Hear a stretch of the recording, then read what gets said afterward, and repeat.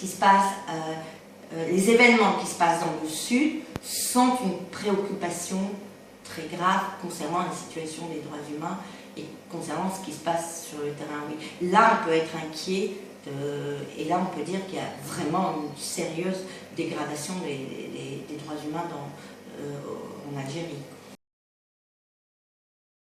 Oui, je parle du fait qu'il y a des manifestations et qu'elles sont réprimées de façon extrêmement dure et qui ne semble pas qu'il y ait un dialogue et qui semble en plus que plusieurs... C'est également aussi la difficulté, on ne sait pas, il y a plusieurs sources de conflits, il y a des interprétations on entend plusieurs interprétations sur ces événements. C'est une bonne mesure, c'est une mesure préventive contre tout risque de mauvais traitement.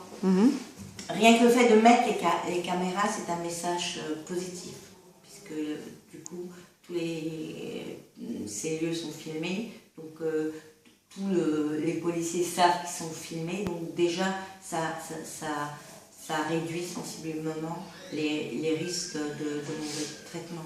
C'est une mesure positive qui en plus, est une mesure qui existe dans un grand nombre de pays. Si demain, c'est qu'il n'y ait pas eu des enquêtes. Parce qu'on Amnesty demande à ce qu'il y ait des enquêtes, des procès équitables. C'est important de rétablir l'avenir.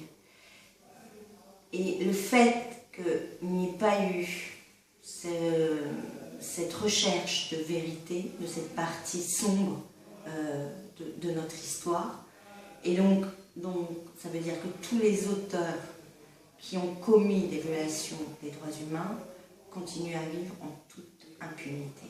Ceci est un message très négatif qu'on envoie pour l'avenir. Ça veut dire demain, ça peut recommencer.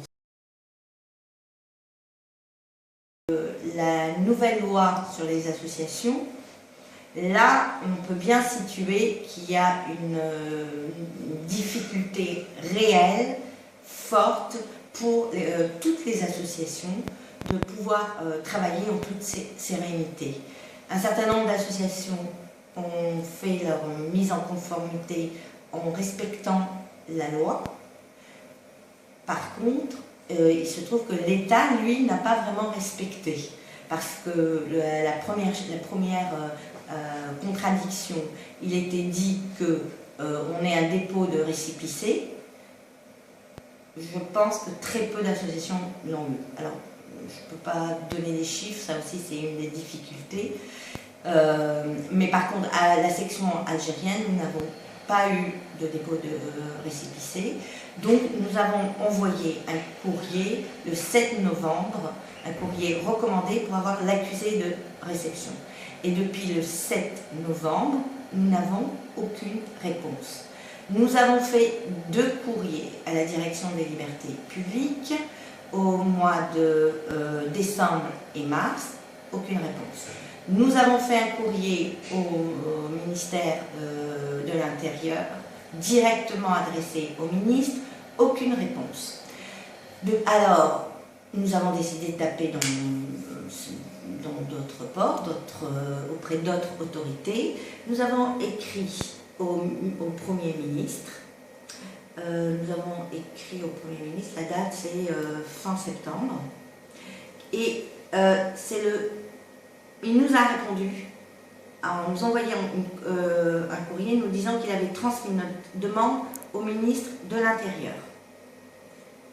Jusqu'à ce jour, nous n'avons toujours pas reçu de réponse du ministre de l'Intérieur. Nous avons également écrit au président de la commission consultative de promotion et de protection des droits humains, à M. Constantini, qui nous a accordé une audience et qui nous a dit que lui-même trouvait pas normal qu'on n'ait pas eu de réponse.